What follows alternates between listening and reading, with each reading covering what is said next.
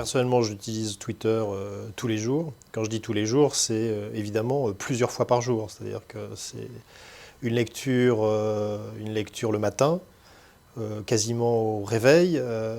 Et puis, je vérifie également si un certain nombre de tweets de la veille ont été retweetés. Je tweete moi-même, voilà, plusieurs fois par jour, sur des sujets le plus souvent professionnels, soit qui concernent l'agence ou qui concernent le groupe ou les agences, des nominations, des résultats, des choses dont on est fier, soit des réflexions personnelles sur la situation de notre économie, de l'écosystème média, soit également je retweete des messages ou des articles ou des photos qui m'ont séduit ou que j'ai trouvé intéressants. Et je pense que c'est une formidable source d'informations en live sur ce qui se passe dans cet environnement-là, non seulement en France, mais sur l'ensemble de la planète.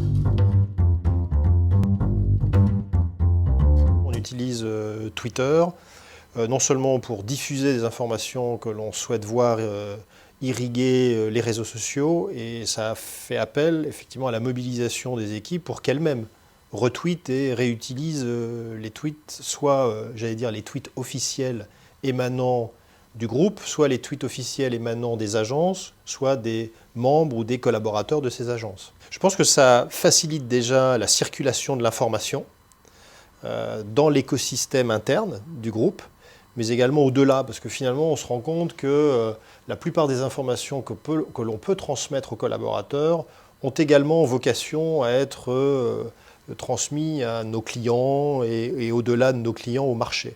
Et donc je trouve que c'est un formidable outil de transparence sur la politique que l'on mène dans l'entreprise. L'activité sur Twitter des agences, elle est beaucoup liée à la réinvention des métiers des agences, d'une part, et beaucoup liée à l'activité des clients de ces agences. Et je souhaite que les patrons de ces agences souhaitent aussi utiliser Twitter et leurs abonnements et ce qu'ils postent pour faire valoir non seulement le travail qu'ils font à l'intérieur de l'agence, mais le travail qu'ils font pour leurs clients.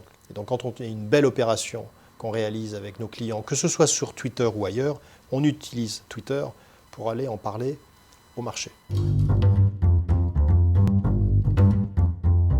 Il faut aussi accompagner les équipes dans une formation sur la meilleure façon d'utiliser Twitter, à quel moment de la journée, est-ce qu'il faut plutôt utiliser une photo plutôt que de la vidéo. On sait que le pouvoir, je dirais, de buzz d'une vidéo est bien supérieur à celui d'un texte, etc. Donc il potentialise la capacité du tweet à être repris, à être lu, à être vu.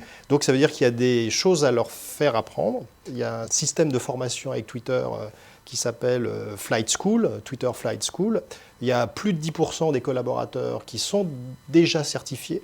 Le board de Dentsu Aegis est certifié, je suis certifié moi-même. Et donc ça nous donne l'opportunité effectivement de potentialiser encore plus les idées que l'on souhaite transmettre.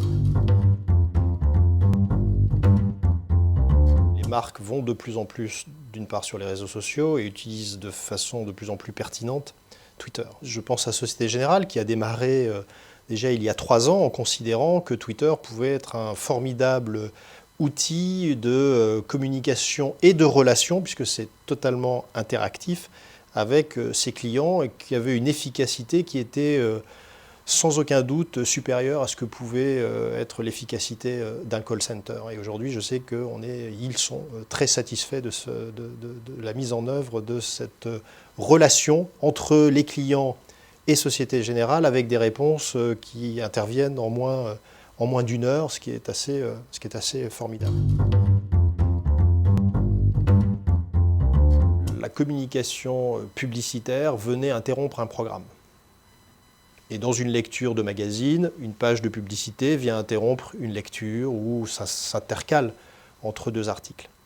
Sur le digital, sur les réseaux sociaux notamment, le regard porté sur la communication publicitaire ou la communication de marque est d'une autre nature parce qu'elle doit s'insérer dans la navigation.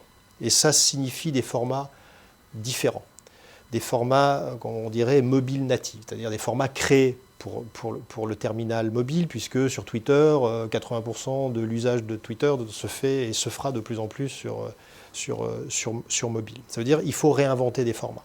Je n'ai pas de solution miracle, parce que parfois des 30 secondes fonctionnent, parfois des 3 minutes vont fonctionner. Donc, quand je parle sur Periscope, je peux parler pendant très longtemps, et ça peut également fonctionner. En revanche, je pense que c'est en fonction de ce qu'on veut raconter qu'il faut adapter son format. Donc je ne pense pas qu'il y ait de recettes. Il est vrai que depuis l'émergence du digital, les formats courts font davantage recettes que les formats longs, mais on peut voir aussi des vidéos extrêmement sophistiquées, très esthétiques, etc., avoir un grand succès sur les réseaux sociaux, y compris sur Twitter, avec des formats de 3 minutes. Je dirais 3 choses, c'est la data, c'est la vidéo et c'est le programmatique, d'un point de vue publicitaire. Toutes ces plateformes numériques nous donnent l'opportunité d'accéder à de la data, et grâce à l'accession à cette data, ça nous permet de recommander à nos clients, à nos annonceurs, des campagnes mieux ciblées, des campagnes au contenu plus adapté, et puis des campagnes plus efficaces. Le programmatique est en train de devenir, de son côté, la forme de trading la plus répandue, puisqu'on estime que d'ici 2020, 100% de ce qu'on fera sur Internet, et pas que sur Internet, d'un point de vue d'achat, se fera via des plateformes d'ad exchange et via du programmatique. Et enfin, la vidéo, elle pèse dans nos investissements en display déjà 40% de ce que l'on fait, c'est à travers de la vidéo. On voit bien qu'il y a de plus en plus de canaux, que la nature a horreur du vide, et que ces canaux ont besoin d'être alimentés par des contenus et par des œuvres, et ces contenus auront de plus en plus une forme vidéo, ne serait-ce que parce que la technologie permet d'accéder, je pense à la 4G, mais ça sera la 5G, la 4K, enfin toutes ces nouvelles technologies permettront d'accéder sans trop de difficultés à des formats vidéo de qualité dans des définitions extrêmement élevées. Tout ça dans un marché publicitaire qui, sans aucun doute, va être stagnant. Le marché publicitaire français est stagnant depuis 2008. Il n'a pas bougé, il doit faire à peu près 13 milliards d'euros. En revanche, il y a une redistribution des cartes à l'intérieur de ce marché, au profit, bien entendu, du digital. La notion de live est une notion fondamentale et qui est consubstantielle de ce qu'est Twitter. Que l'usage grandissant du mobile va rendre non seulement le live, mais les formats à réécrire. Autrement dit, les formats, notamment publicitaires, comme les formats éditoriaux, sont en train de changer. On était sur des formats très horizontaux, sur des formats longs, publicitairement, j'entends, avec des jingles, etc. On voit bien qu'on n'est plus, à partir du moment où le portable est en train de devenir le premier écran de chacun, on voit bien qu'on doit être sur des formats plus courts, sur des formats qui s'insèrent davantage dans la navigation, sur des formats verticaux, parfois sur des formats sans le son ou sans jingle. Et donc il y a tout un travail de réécriture, ce que moi j'appelle les nouvelles grammaires, qui doivent être réinventées, à la fois d'un point de vue éditorial comme d'un point de vue publicitaire, parce que les usages via le mobile sont en train de progresser et que le live va prendre une place considérable dans nos vies, ou est en train de prendre une place considérable dans nos vies. Selon Médiamétrie, on est en train de passer 2 heures sur son mobile, on va passer 5 heures en 2020.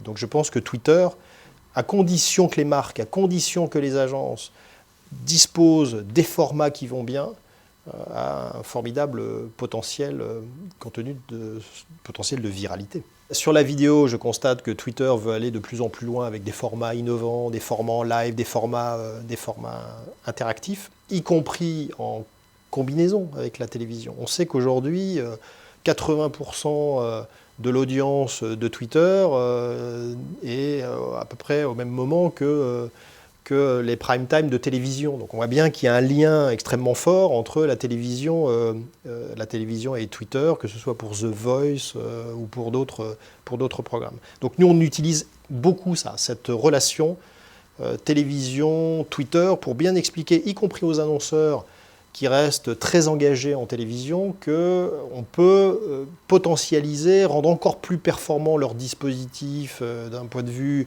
de couverture et d'engagement en utilisant les deux plateformes. Il y a un tweet qui m'a marqué cette semaine, qui est justement un message d'Edgar Morin qui dit « Je milite pour une vision complexe des choses ». Ce qui veut dire qu'on ne peut pas simplifier le monde en noir et en blanc. On est dans un monde de plus en plus complexe. Il faut du temps pour aller expliquer cette complexité. Et je pense que d'avoir une appréhension complexe du monde aide à le vivre mieux.